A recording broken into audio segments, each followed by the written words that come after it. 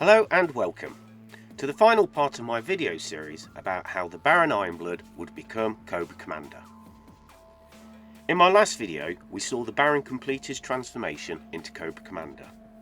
Now he was ready to start recruiting his new inner circle and soldiers for his new terror organisation. Cobra Power. In an issue of Battle Action Force, we would be given the final part of Cobra Commander's Action Force origin story. It reads as follows. Baron Ironblood, frustrated by his unsuccessful attempts to defeat Action Force, had decided that his existing army was not effective enough. He dreamt up a new, more powerful organisation and gave it a suitably menacing name, Cobra. Ironblood underwent plastic surgery to change his appearance and personality to fit his new desired image as Cobra Commander. Then he began the task of forming his new army, recruiting such people as the Baroness, Major Blood, Storm Shadow, Firefly, Cobra Officers and Cobra Troopers. He promoted Red Jackal to become his right-hand man, responsible for the supply of Cobra vehicles and weapons. Red Jackal's new identity was Destro. Destro immediately acquired terrifying new weapons for Cobra, such as the ASP gun, the Night Attack Jeep, the Claw and the Water Moccasin, to join the existing equipment such as the Robo Skull, Hyena and Escape Armour. The new Cobra Commander was ready to unleash his attacks upon the world. But the Red Shadows, believed to have been massacred by Baron Ironblood before he converted himself into Cobra Commander, still survived. Led by the Black Major, they vowed with hatred to destroy both Cobra and Action Force. Along with Red Laser with his Laser Exterminator and Red Vulture with his Shadow Track, they still posed a deadly threat. Action Force became aware of the new Cobra organisation and the Baron's change of image, and realised to counter this terrible threat, they too must recruit new people. An overall new head of Action Force was appointed, Major Flag. A new frontline operational leader was also appointed. He was called Duke. He was backed up by a new team of highly skilled specialists, including Scarlet, Gung Ho, Stalker, Flash, Ripcord, Recondo and Breaker, as well as many others. Action Force also acquired new weapons to deal with the Cobra danger. These included the Sky Striker, the Hovercraft and the Flying Submarine. The Hawk helicopters were all destroyed in one of Cobra's attacks, and the designs were stolen. Cobra built an identical helicopter and called it the Fang. The Action Force brigades, SAS Force, Z Force, Q Force and Space Force, continued to operate as a vital part of counter-terrorist activities. 24 hours a day, Action Force is on the alert to foil Cobra's attempts to take control of the world, wherever these terrorists strike.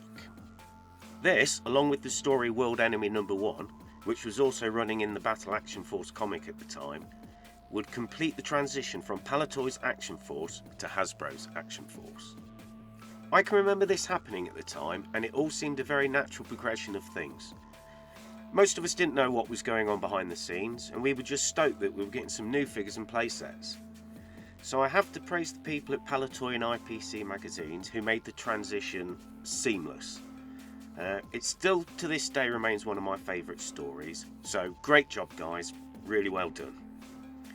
So with the crossover complete, Cobra Commander would continue to battle the new Action Force in Battle Action Forces comic, till the end of 1986 when, surprise surprise, more change was on the way thanks to Hasbro. 1986. Hasbro, who now owned Action Force, wanted to end the Action Force storyline and replace it with their own G.I. Joe storyline that was in Marvel Comics. They would change the names and the details to make them more Anglo-centric, as well as keeping the Action Force name, for a while anyway. So by the end of 1986 it was all over for the Commander's Action Force story, as IPC lost the licence for the Action Force story to Marvel UK, mysteriously. So IPC were told to bring their Action Force story to a close. Operation Deep Cover. In the final storyline in Battle Action Force comics, we would see Cobra Commander send Zartan on a mission to infiltrate Action Force as a UN inspector. This was so he could locate Action Force's secret base and launch an attack against it. However, after acquiring the location, Zartan is killed in an explosion while trying to escape in a Sky Striker. At this same time, Destro is leading a force of Cobras to attack Action Force while they're on a training exercise. The attack causes a lot of damage but is eventually repelled, with Destro sacrificing himself to try to save some of his men. The news is all too much for Cobra Commander, who in a fit of rage shoots everyone in his command room. A couple of days pass and we still find Cobra Commander in his command room surrounded by the bodies of the men he shot. The Baroness, on a monitor, pleads with Cobra Commander, asking if they could at least remove the dead bodies. But Cobra Commander is having none of it, screaming, "Anyone else enters will suffer the same fate." It is at this moment that Zartan suddenly appears through a secret passageway. Cobra Commander is stunned to see Zartan alive, as he was believed to be dead. Zartan starts to tell the commander how he survived, but the Cobra Commander is not interested. He just wants to know the location of the Action Force base. It is then that Zartan tells the commander that he suffered a blow to the head and can't remember. Cobra Commander screams at Zartan and starts shooting. Zartan quickly escapes the way he came in. That is when he suddenly sees Destro, who had also somehow managed to survive thanks to his enhancements. And this is where we would leave Cobra Commander, having some sort of mental breakdown, the future of Cobra uncertain. 3 Cobra Commanders. Cobra Commander's Action Force story was finished. We would now have the Marvel version of Cobra Commander complete with Hood. So for us in the UK and Europe, we had 3 different Cobra Commander origin stories. The first one is the Action Force storyline, which I've just covered. The second was Marvel's G.I. Joe storyline, where Cobra Commander used to be a used car salesman and that he blamed Snake Eyes for the death of his brother.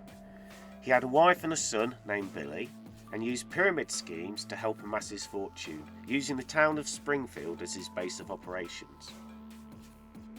And the third one, the Cobra version, which was from the G.I. Joe movie, in which Cobra Commander was a nobleman and a scientist from the ancient pre-human society of Cobra. He was badly mutated in an experiment that went wrong, and he wore a mask to conceal his mutation. He was sent out by Globulus, Cobra's leader, to raise an army for the raising of all human civilization, this army being called Cobra.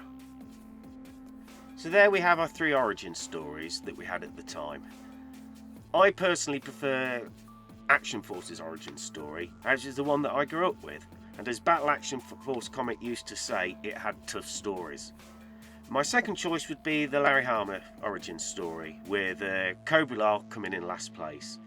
If you'd like to leave a comment on this video letting me know which you prefer, I'd be interested in knowing. Well, that's about it from me today. Thank you for watching. I hope you enjoyed the videos. Please like and subscribe if you did. And until next time, Yo Joe!